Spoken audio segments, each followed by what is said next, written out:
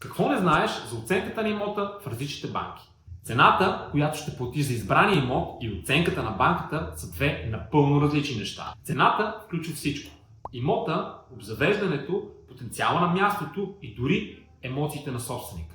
Оценката на банката от друга страна се прави от независима професионална компания. Тя се позовава на следните критерии: квадратура по нотариален акт, състояние, трайни подобрения като настилка, кухня и баня. Обърни внимание, че оценката не включва мебели, техника, тераси или двор, ако те не са в нотариалния акт. Мазета, складове, тавански помещения и всичко с неизяснен статут, което може да е реална придобивка към имота, но документално неуредена собственост. Оценката се влияе от така наречените пазарни аналози. Други имоти са сходни характеристики в същия район, които служат за сравнение. Всяка банка има собствена методология и може да получиш напълно различни оценки за един и същ имот.